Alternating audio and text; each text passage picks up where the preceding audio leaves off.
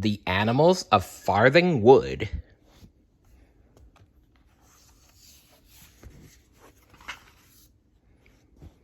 Fire! The animals of Farthing Wood had been traveling all night. Now at last they slept. Badger dreamed of his old set. Tomorrow, giant digger machines would destroy it. Owl dreamed of her favorite perch. The big oak tree had been sawn down already to make room for new houses. Fox slept lightly. As leader of the animals, he had to be watchful day and night. Follow me, mateys, croaked Toad in his sleep. I'm the only one who knows the way to the nature reserve. It's safe there. And what about Mole?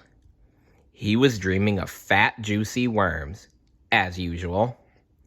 Suddenly, there was a huge explosion. An earthquake! Cried Mother Rabbit. Don't panic, squealed Father Rabbit. Oh, my poor nerves. It seems the shooting season started early, said Fox. How very unsporting.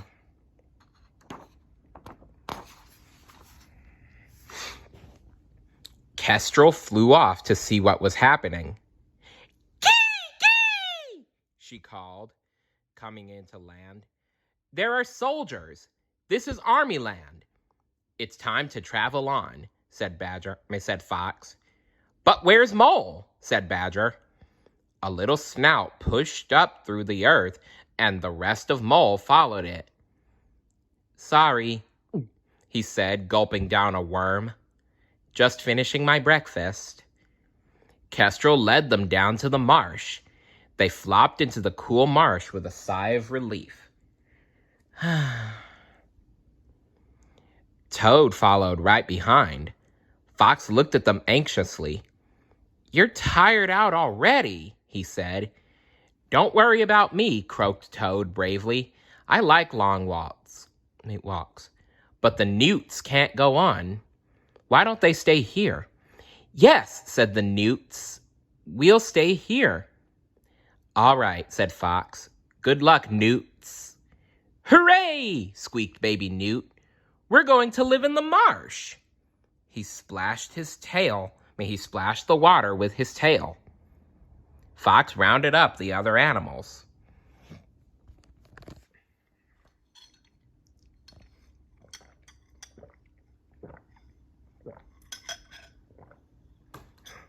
Okay.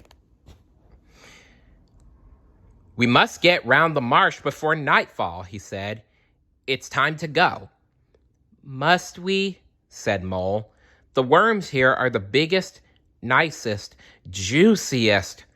One day, Mole, said Owl severely, you'll be so fat you'll get stuck in one of your own tunnels. Owl's right, Moley. You gotta be careful with how much you're eating. They set off. Adder was simply behind a mice. Was behind the mice. I simply adore a fat mouse, she teased. The mice scattered in terror. Adder, barked Fox. Stop that. No one saw the car that passed along the road behind them, or the careless human tossing a cigarette end into the dry grass. Weasel was the first to smell the smoke. Fire! She squealed. And I'm not joking this time. Honest. The rabbits had been fooled before. You're teasing, as usual, they said. Since we've stopped anyway, muttered Mole, sliding off Badger's back. A minute later, he was digging for worms. Where's Toad? Asked Fox. We mustn't lose our guide. Where? Suddenly, Kestrel swooped down. Fire! Fire! She mewed. Danger! Run! The rabbits quivered in terror. See? Weasel tried to tell you that there was a fire.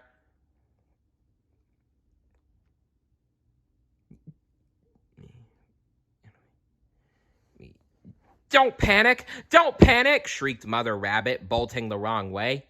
Come back! Shouted Badger gruffly. We must stick together. Fox could see the fire now. He could feel the heat of his flames and hear their terrifying crackle.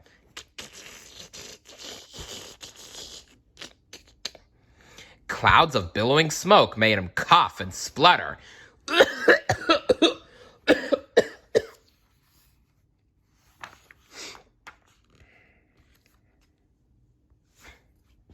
His instinct told him to run, but he stood his ground. I must save the others, he thought, and I must find Toad. He's our guide. Kestrel, he called, lead everyone to the other side of the marsh. The big ones must go slowly and wait for the smallest. We can't go yet, said Badger anxiously. We've lost Mole and Adder. Adder slithered out of the smoke. How sweet of you to wait, she said. Oh, Moley, where are you? Said Badger. Come now, called Kestrel. Follow me. Kee, kee! Fox was shaking with fear, but he ran back towards the fire. Where are you going, Fox? Said Kestrel. I must find Toad, replied Fox. The smoke was choking him. The flames were blinding him, but he ran on and on. Toad, where are you? Toad, he called. Where are you? Toad croaked feebly. He was crouching near the ground, waiting to die. I'm coming, Toad, coughed Fox. Toad looked up. You came back for me, he gasped. Oh, thanks, matey. Fox picked up Toad gently in his mouth and ran out of the fire to safety. While the fire raged overhead, Mole was busy digging underground. He heard Badger's voice calling to him, but just then a juicy worm caught his eye. A few more minutes won't hurt, he said greedily, and started gobbling up the worm. Finally, he dug his way up to the surface. Mole made a little mound of earth as he dug himself out of the ground. When he popped to the surface, he found the fire brigade dousing the flames with their long hoses. The ground was charred and soaked. A fireman saw him. Poor little chap, he said, and he picked Mole up and put him in his pocket. The fire was quickly spreading to the other side of the marsh where the animals bunched together anxiously. Kestrel hovered looking for a way out. Fox, she called, there's an island with a causeway running out to it. You can cross there. The water's shallow, but be quick. The fire is getting closer. It was easy for the big animals to cross the causeway, but the little ones stood on the bank, chattering with fear. We can't cross on our own. We'll drown, they squeaked. Climb aboard then, said Badger. The smaller animals climbed onto Badger and Fox and held on tightly as they crossed to the safety of the island. Mole peeked out of the fireman's pocket. The jacket was slung over the door of the fire engine. Quickly, Mole scrambled out of the pocket. Look, there's Mole, called Kestrel. Moley will never find us here, said Fox. Owl, if you and Kestrel distract the firefighters, I'll go and fetch him.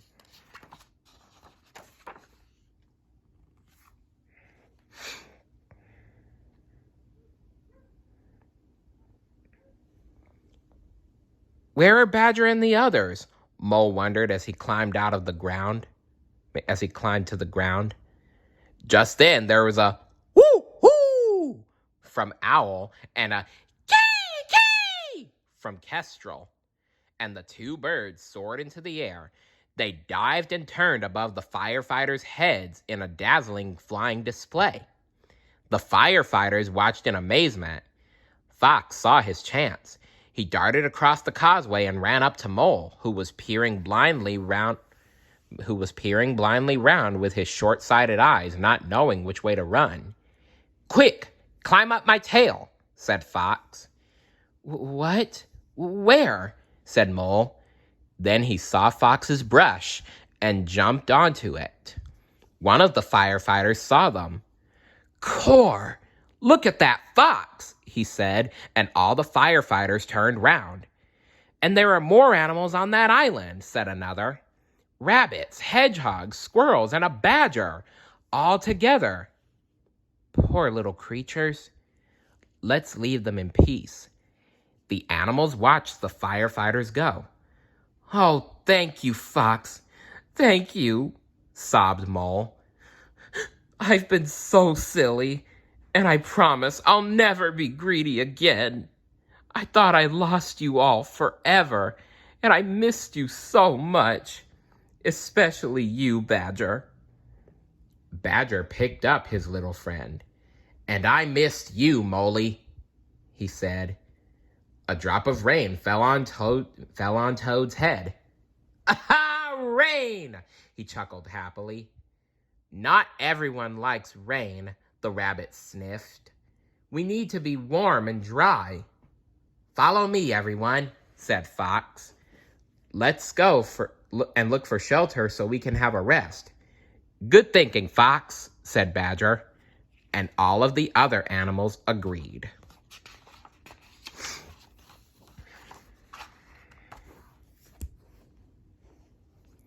Stay tuned for story number 4. See you later. Bye.